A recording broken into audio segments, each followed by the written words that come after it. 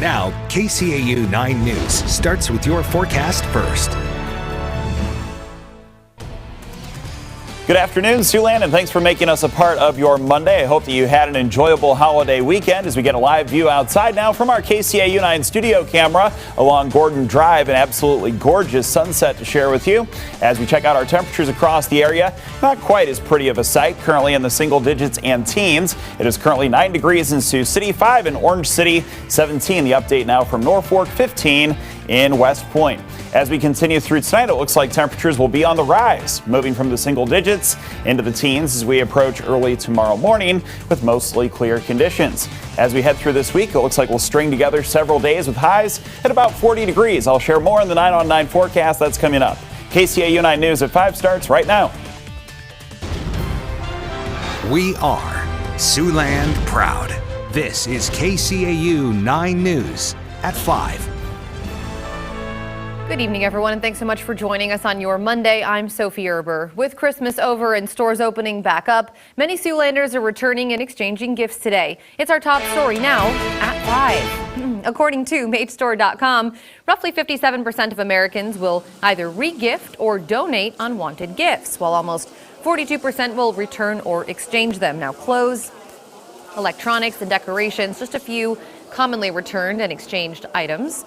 Most gifts taken back to stores are either the wrong size or broken. We actually had a problem with a lot of our heated shoulder pads coming back that didn't work. So what we do with those is you bring it back, we get you a new one that works, and then we send you on your way. And we just take the old one that didn't work and send it off to our defectives warehouse. Coming up right here at 6, KCAU 9 News reporter Tyler Euchner will tell us a little bit more about how stores prepare for a large number of returns. Meanwhile, holiday sales rose during the critical shopping season despite surging prices on everything from food to rent. Holiday sales rose 7.5%. That's at a slower pace compared to last year when shoppers began spending the money they saved during the pandemic. The data excludes the automotive industry and is not adjusted for inflation, which has eased somewhat but still remains painfully high. For our local Native Americans, today is a day of mourning and remembrance. 160 years ago today, President Abraham Lincoln ordered the largest mass execution in U.S. history, killing 38 Dakota Sioux tribe men. Relatives and descendants of those men gathered all over Iowa and Minnesota to honor them, including here in Sioux City, where they shared a meal of corn soup and fry bread and prayed for their loss. We spoke with Karen Mackey with the Sioux City Human Rights Commission and members of the Santee tribe of Nebraska about what this means for the community. People's families were uprooted. Just horrible things happened. First they were sent to Crow Creek, South Dakota, and ultimately to Santee, and then the Ho-Chunk people to Winnebago. And so it manifests itself still today in all of us. Members of the Lakota tribe are also holding a last rite of remembrance to Mankato, Minnesota today. We turn our attention back to the weather department now. We have Chief Meteorologist Scott Larson with us. Scott, a lot of people feeling like this holiday weekend, really even leading up to it, has just been riddled with insanely cold temperatures.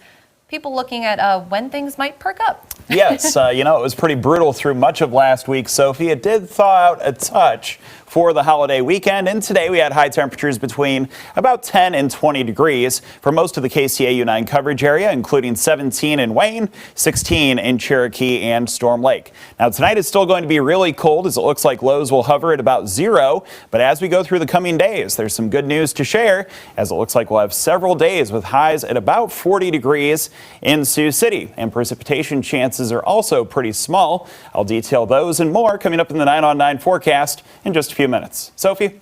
All right, thanks, Scott. Now to the war in Ukraine, where Russia's military says it shot down a Ukrainian drone today near a Russia airbase, killing 3 of its own servicemen in the process. Meanwhile, Russian President Vladimir Putin claiming he's prepared to negotiate peace. ABC's Elizabeth Schulze has the very latest now from our nation's capital. The war in Ukraine reaching beyond the front lines. New surveillance video shows an explosion Monday near Engels Air Base, deep inside Russia. Russia's military says 3 of its servicemen died after it shot down a Ukrainian drone, an apparent display of Ukraine's ability to use long-range weapons. Kyiv not directly taking credit for the strike, but calling it a consequence of the invasion. As Russia continues its attacks across Ukraine, President Vladimir Putin now says he's willing to negotiate peace. U.S. officials have warned that claim is empty, as long as the Kremlin continues its indiscriminate strikes. Fundamentally, right now, Russia has shown no interest in meaningful diplomacy, in meaningfully engaging to bring this war to an end. Amid Russia's strikes on Ukraine's energy infrastructure, many Ukrainians spending Christmas in the dark, but unwavering in their grit and resolve. This monument in the southern city of Mykolaiv, protected with sandbags and decorated like a Christmas tree. At one subway station, the sound of air sirens drowned out by Christmas carols. Ukraine's foreign minister says his government is aiming for a peace summit by the end of February at the United Nations. He also says that Russia should be banned from the UN Security Council. Elizabeth Schulze, ABC News, Washington. Back in the U.S. now, several buses full of migrants have been bused to Vice President Kamala Harris's house on Christmas Eve. Aid workers on scene saying more than 100 people were out in the very cold weather. This is part of a political battle as Republican-led states protest the Biden administration's attempt to end Title 42. The fate of the policy currently in the hands of the U.S. Supreme Court.